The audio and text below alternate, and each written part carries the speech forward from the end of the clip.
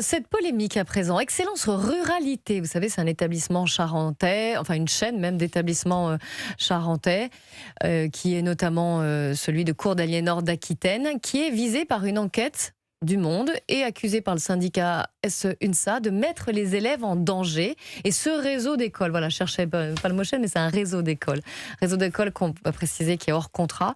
Ce réseau d'écoles dénonce des inspections à charge, défend aussi son bilan.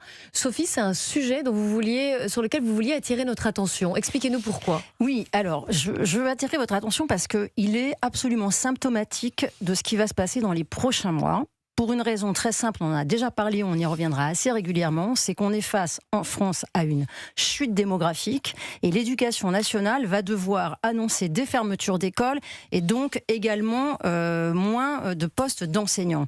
Et ça lui fait très très peur. Et vu qu'on sait que nos gouvernants ne sont pas très courageux, ils se disent on va peut-être plutôt aller fermer les écoles privées hors contrat et les écoles privées sous contrat, comme ça nous fera toujours ça de moins à assumer devant les syndicats. Et c'est pas un hasard, c'est un syndicat qui prend position dans le monde. Ce qui est très important, si vous voulez, de comprendre, c'est que dans ce cas-là, on parle d'une inspection, qui s'est déroulée il y a quelques mois. Hein.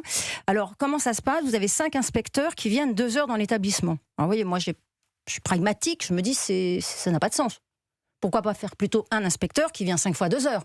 Si vous voulez voir véritablement comment l'école apprend aux enfants, ça me paraîtrait plus logique. Alors on est sur un collège, donc 6e, 3e. Donc ils viennent à 5, ils passent 2 heures et ensuite ils font un rapport de près de 10 pages. Et là, si vous voulez, c'est absolument surréaliste. C'est-à-dire que vous l'avez très bien dit, Clélie, le rapport commence par mise en demeure de mettre fin aux insuffisances de l'enseignement. Dites, oulala, il y a du lourd quand même. Vous commencez, puis on vous dit alors bon, les élèves ont tous bien été déclarés, très bien. Les intervenants ont tous bien été déclarés. Alors moi, je m'arrête sur ce mot, je me dis c'est bizarre, pourquoi ce sont des intervenants, c'est pas des enseignants ? Et on vous confirme que si, ils ont bien les obligations de diplôme, enfin qui sont exigées. Donc vous dites mais pourquoi on les appelle pas des intervenants, puisqu'ils font bien ? Des enseignants, et qu'on nomme dans un document officiel intervenant des gens qui font un acte d'enseigner. Première remarque que je me fais. Puis après, je regarde ce qu'on leur reproche.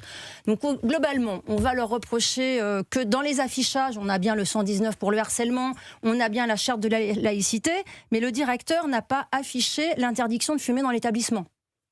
Bon, je pense que c'est venu à l'idée à aucun élève, mais vu qu'il faut le faire, il va le mettre, si vous voulez. Ils ont entre 11 ans et 14 ans, je rappelle. Hein. Voilà, donc ça lui est reproché. On lui reproche aussi que parce qu'il n'a pas de cantine et que les enfants viennent avec leur repas, les professeurs ne sont pas des nutritionnistes pour s'assurer que tout ça va bien manger, si vous voulez. Alors j'invite quand même ces inspecteurs à aller manger dans les cantines de l'éducation nationale, hein, entre nous. C'est un procès en sorcellerie, ça. Ah oui, non mais exactement. C'est incroyable. C'est exactement.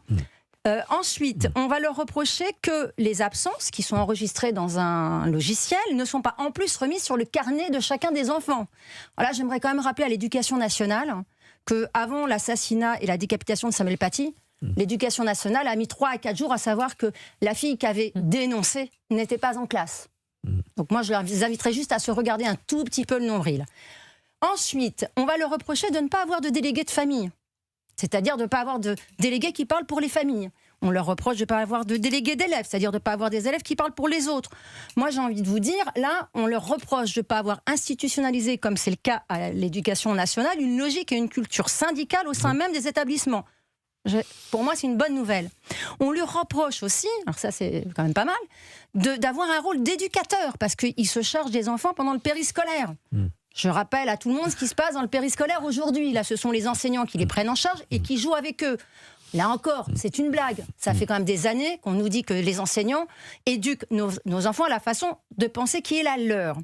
On leur reproche que le directeur ne fasse que de la pédagogie parce que l'administratif est géré par l'association. Alors, j'aime autant leur dire à ces inspecteurs que je pense que 99% des directeurs d'école aimeraient qu'on leur fiche la paix sur l'administratif pour se concentrer sur le pédagogique et sur le fait d'instruire. On leur reproche leur manuel scolaire, parce qu'il daterait de 2009. Alors là, je pense que tous les parents qui ont acheté la méthode Böcher pour apprendre à lire à leurs enfants parce qu'ils n'apprennent plus à lire à l'école, no comment. On leur reproche même un manuel d'histoire qui est écrit par Dimitri Caselli, Casali, ancien professeur d'histoire, depuis qui a travaillé pendant 20 ans dans le 93, donc dans des zones d'éducation prioritaire en tant que professeur d'histoire, et qui est un auteur de manuels d'histoire extrêmement connu.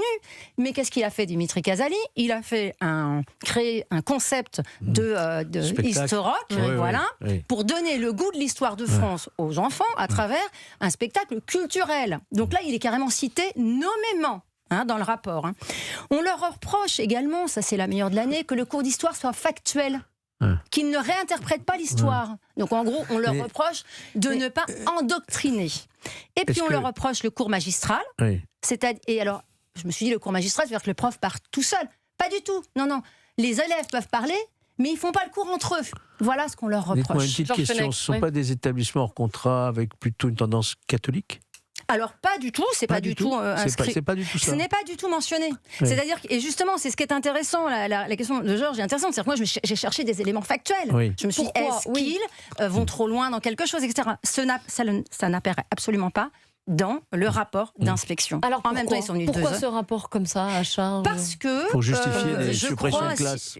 Voilà. Et puis je crois que si vous regardez le rapport, j'invite vraiment les gens à aller voir sur le site d'Excellence Ruralité. Ils ont mis non pas le rapport d'inspection, mais leur réponse. Ils reprennent point par point. Si vous voulez, se fait dans ces structures-là exactement ce que les parents attendent que l'éducation nationale fait et ne fait plus. C'est-à-dire qu'elle instruise et qu'elle n'endoctrine pas.